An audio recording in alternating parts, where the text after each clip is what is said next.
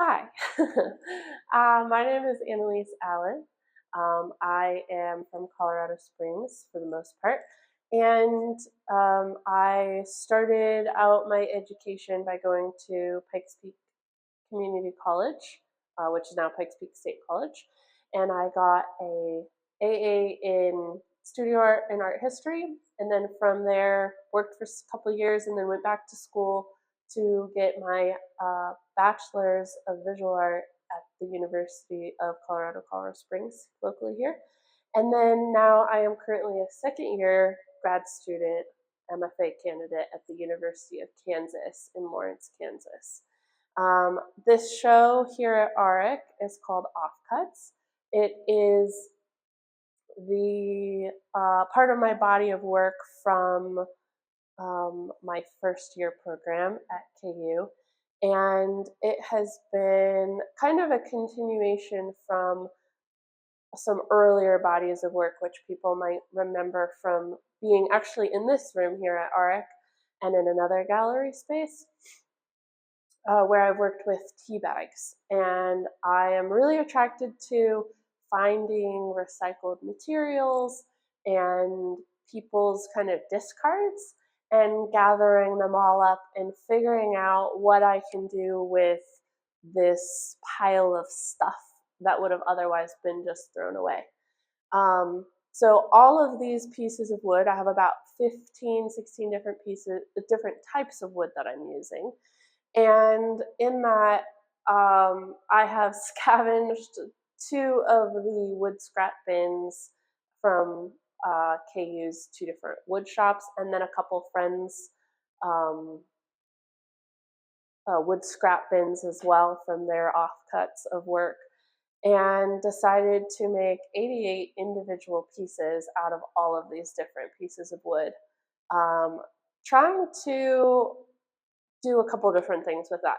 So one of them has been an exploration in play, trying to step back into why I started to being an artist in the first place. From play and curiosity and exploration, working with my hands as I talk with my hands as well. And it's been fun figuring out how each piece of wood is going to take on its own personality. So with my process has kind of been to collect all the different scrap pieces, put them in front of me and look at them and think, okay, what are you going to become? What does your grain say?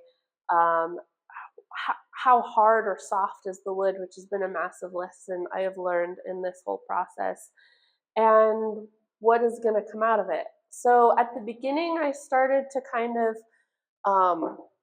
play with different shapes that I had kind of sketched out previously, and then I started to just really see what each piece would speak to, and just kind of let the wood do its own thing. And so several of the pieces have dictated the form due to how hard the wood is. For example, the hardest wood I have in here is ebony, which is the back of this one. And I didn't really do much to it because it was impossible to drill the hole into the back of the piece. Whereas Eastern red cedar, which is on the front, was really soft and very supple and very easy to work with. I was hoping, and I did this, I've never done this before actually, so I created an interactive installation. So all of the pieces you can come in and move around and have some fun with, and you're able to touch each and every piece, which is not normal in a traditional gallery setting. And yeah, it's been really fun to see people interact on First Friday with that and hear the feedback of like, oh my gosh, I finally get to touch the artwork. This is so cool. So that's been really fun. But each piece is kind of begins to have its own story in a way. I've been looking at the grid, the form of the grid and the meaning of that, which I've been drilled by professors on the meaning of the grid and what does it mean to you. And for me right now, what I've kind of come to the conclusion of, it's been a form of organization, allowing each piece to have play, but still have some semblance of order and structure.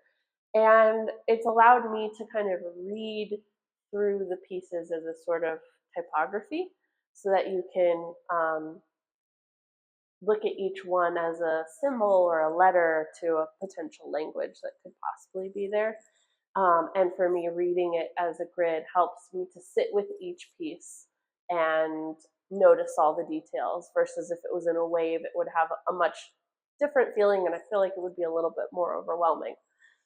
Also, back to the collection of material, as I've done with tea bags in the past, they've kind of taken on a skin-like quality with how I've worked with them.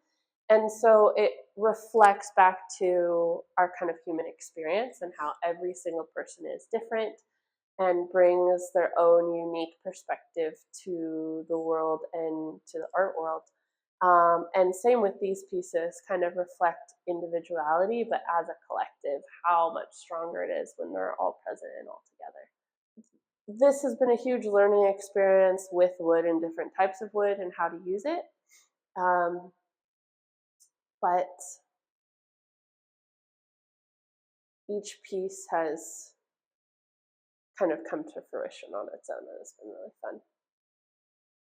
But yeah, so this is my exhibition called Offcuts.